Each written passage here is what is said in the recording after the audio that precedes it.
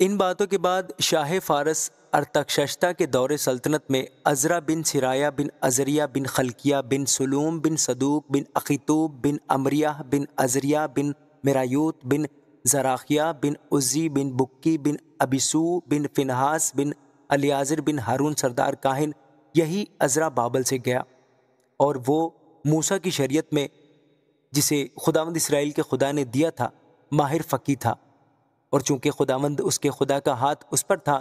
بادشاہ نے اس کی سب درخواستیں منظور کیں، اور بنی اسرائیل اور کاہنوں اور لاویوں اور گانے والوں اور دربانوں اور نتنیم میں سے کچھ لوگ ارتخشستہ بادشاہ کے 7ویں سال یروشلم میں آئے، اور وہ بادشاہ کی سلطنت کے 7ویں برس کے 5ویں مہینے یروشلم میں پہنچا، کیونکہ پہلے مہینے کی پہلی تاریخ کو تو وہ بابل سے چلا، اور 5ویں مہینے کی پہلی تاریخ کو یروشلم میں آ پہنچا، کیونکہ اس کے خدا کی شفقت کا ہاتھ اس پر تھا، اس لیے کہ عزرا آمادہ ہو گیا تھا کہ خداوند کی شریعت کا طالب ہو اور اس پر عمل کرے، اور اسرائیل میں آئین اور احکام کی تعلیم دے۔ اور عزرا کاہن اور فقی یعنی خداوند کے اسرائیل کو دیے ہوئے احکام اور آئین کی باتوں کے فقی کو جو خط ارتخشستہ بادشاہ نے عنایت کیا اس کی نقل یہ ہے۔ ارتخشستہ شہنشاہ کی طرف سے عزرا کاہن یعنی آسمان کے خدا کی شریعت کے فقی کامل وغیرہ وغیرہ کو، میں یہ فرمان جاری کرتا ہوں کہ اسرائیل کے جو لوگ اور ان کے کاہن اور لاوی میری مملکت میں ہیں، ان میں سے جتنے اپنی خوشی سے یروشلم کو جانا چاہتے ہیں تیرے ساتھ جائیں، جو کہ تو بادشاہ اور اس کے ساتوں مشیروں کی طرف سے بھیجا جاتا ہے، تاکہ اپنے خدا کی شریعت کے مطابق جو تیرے ہاتھ میں ہے یہودا اور یروشلم کا حال دریافت کرے۔ اور جو چاندی اور سونا بادشاہ اور اس کے مشیروں نے اسرائیل کے خدا کو جس کا مسکن یروشلم میں ہے اپنی خوشی سے نظر کیا لے جائے، اور جس قدر چاندی اور سونا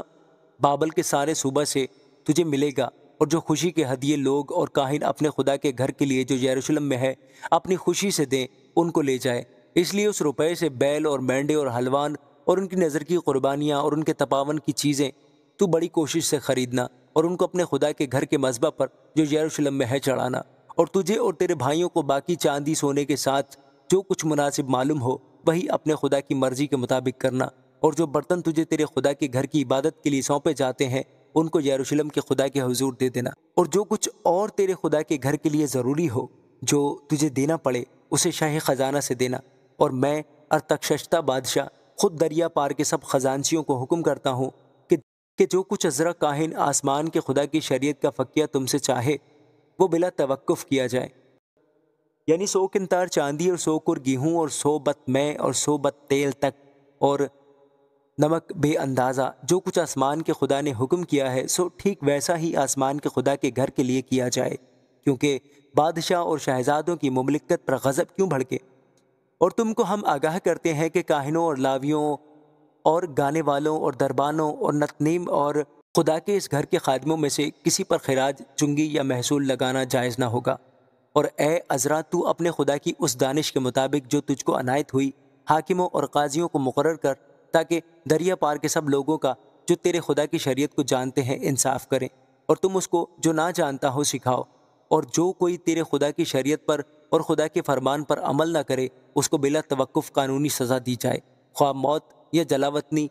یا مال کی ضبطی یا قید کی۔ خداوند ہمارے باپ دادا کا خدا مبارک ہو جس نے یہ بات بادشاہ کے دل میں ڈالی کہ خداوند کے گھر کو جو یروشلم میں ہے آراستہ کرے، اور بادشاہ اور اس کے مشیروں کے حضور اور بادشاہ کے سب عالی قدر سرداروں کے آگے اپنی رحمت مجھ پر کی،